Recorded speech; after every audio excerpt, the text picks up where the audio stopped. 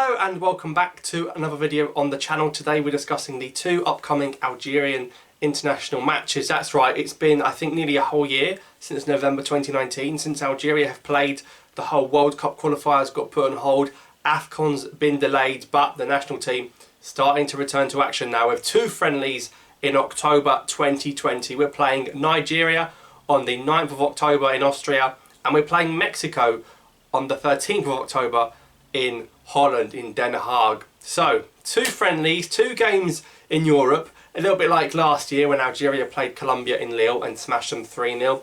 Unfortunately though, we're not going to have all the fans there like there was in that Colombia game. I think having no fans does make a big difference to the Algerian team. I think they thrive off having supporters in the stadium. So it's going to be interesting to see how Algeria play without fans, without supporters in the stadium, because I do think they'll have a really big impact on the team.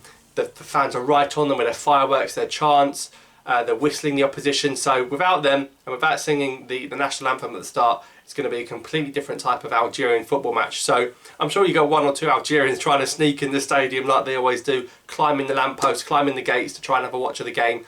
But it simply will not be the same without having a full stadium in the ground. So the first game is against Nigeria. Of course, we all remember the last time we played against Nigeria, that Riyad Mahrez free kick in the Africa Cup of Nations semi-finals in Egypt, a brilliant free kick from Mahrez. And we're going to play Nigeria again. It won't be as exciting, obviously, it won't be as tense and as nervous, but we are playing against a top African side, a team that got to third place at AFCON. They were the bronze medalists at the tournament that Algeria won. They're a good team, they've got some good players, they've got some exciting youngsters, they've got Chukwueze in the side, they've got Osimhen up front. It's going to be a different Nigeria to the one we all know and love with Igalo and Moses and Mikel. We're moving on from those times. It's a new, fresh, vibrant Nigerian team. Like to see what they can do against this Algeria side. Maybe they're looking for a little bit of revenge from the AFCON semi-final, so I'm on a hard take. Both managers still the same, still going at Raw managing Nigeria, still Boulamadi in charge of Algeria. So that'll be an interesting game. It's good we're playing top African opposition rather than playing Tanzania for the 34th time in a year. So that's good. Remember, we used to keep playing Tanzania all the time and just winning 7-6, 5-0 all the time. So a good chance to test the players and a good test against a good Nigerian team with a lot of players playing in Europe. So that game's taking place in Austria on the 9th of October in the evening.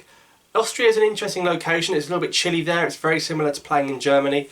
I don't think it will be as amazing without having a full capacity stadium, but it'll be a good game nonetheless. It'll be a good test to see where Algeria are 1 year on from AFCON. We haven't seen the team play for a year. Let's see where they are right now. Are they the same? Are they better? Are they worse? And also a chance to maybe test a few players and see what players need improving in the team, because there are some positions that are still open for interpretation. You look at the midfield, it's ageing with Gudura and Feghouli. How long is Belali going to be on the left hand side for? So there's a few players and positions we need to look at. Is Said Ben Rahma going to be involved? We don't know. He's barely played any club football. Are a lot of players going to be involved with the whole virus going around? We might see a lot of quarantines. We might see some players not being able to leave the country. We've got players in Saudi Arabia, in Qatar, in Europe, everywhere. And of course there are Algerian league players as well that might want a sniff of getting into the team. So I think the squad will be quite depleted, but again, maybe Nigeria will face the same problems, so it will be even in that sense. And then the second game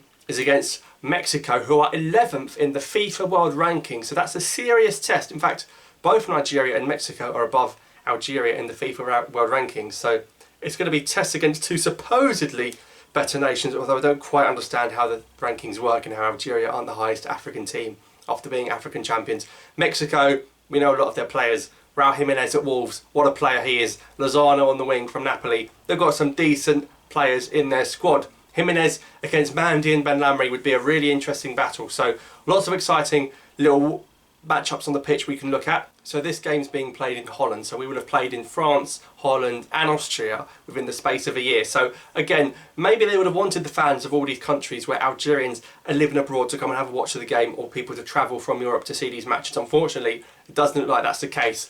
In Holland, they do have limited capacity in the Eredivisie. They have about 20% of fans in the stadiums, but whether or not that applies to international football, we don't know. So unsure of whether fans will be allowed in the game in Den Haag, the ADO Den Haag Stadium in The Hague. Algeria playing Mexico in this game. Great test. I really want to see what Jimenez can do against our defence. We saw what the Colombian players couldn't do against our team.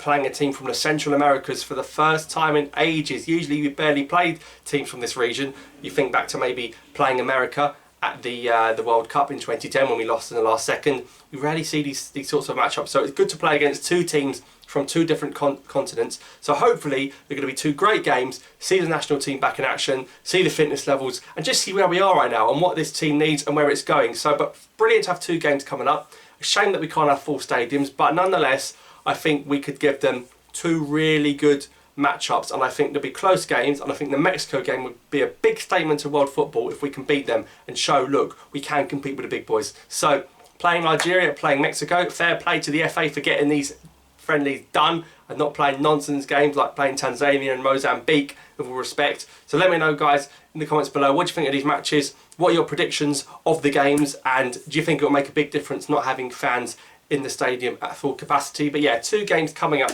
for the Algerian national team on the 9th of October and on the 13th of October in Austria and in Holland. Thank you so much for watching. Subscribe for more, and I'll see you next time.